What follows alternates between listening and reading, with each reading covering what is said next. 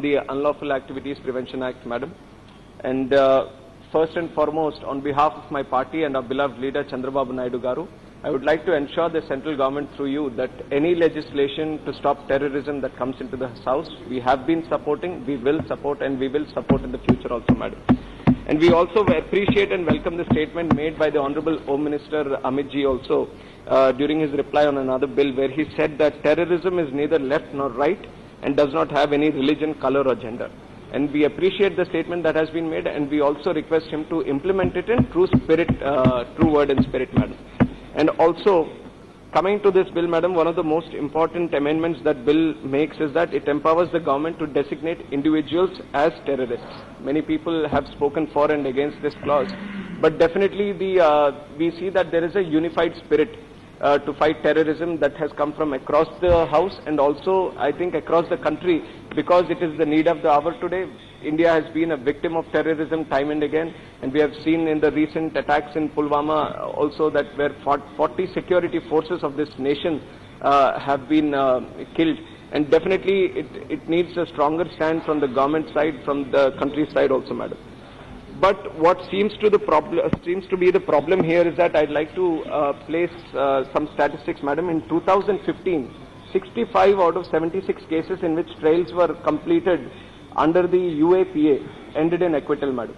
And in 2016, 67% of cases under the UAPA ended in acquittal. This is a matter of concern, Madam. More than 50% of the cases which have been registered under the UAPA are being acquitted.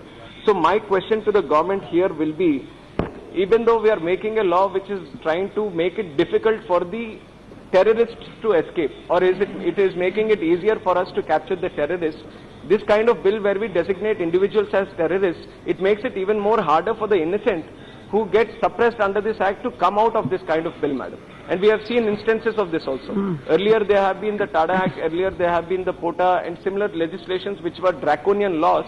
Even the Supreme Court has given suggestions saying that these are much more powerful laws. There need to be safeguard provisions under place also.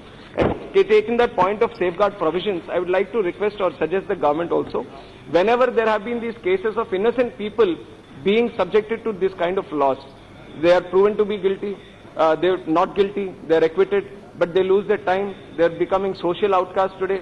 Then these kind of situations, it is the responsibility of the government. They provide proper rehabilitation or compensation so that they can get back to their normal lives. And other than this, Madam, NIA is becoming more, they are making it more and more powerful.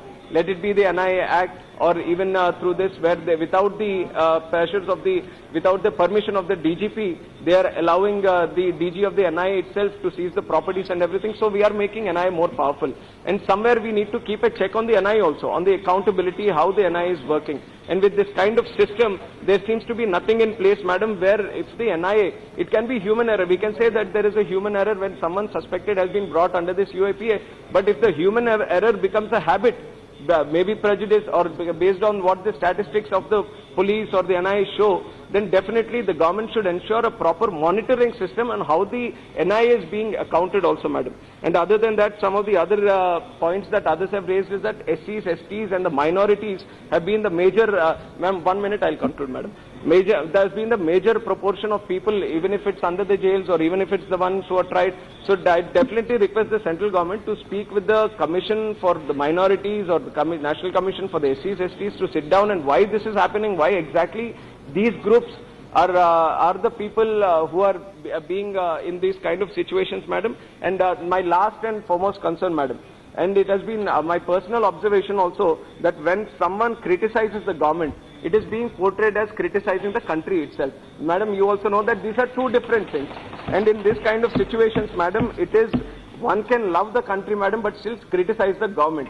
This is not sedition, but it's the right of the government to criticize, right of the individual to criticize. Therefore, I request the central government to not mix up these two things, Madam, to appreciate criticism when it comes on betterment of this country and to ensure that there are proper legislation in place and no misuse is being done, Madam. Thank you, Madam.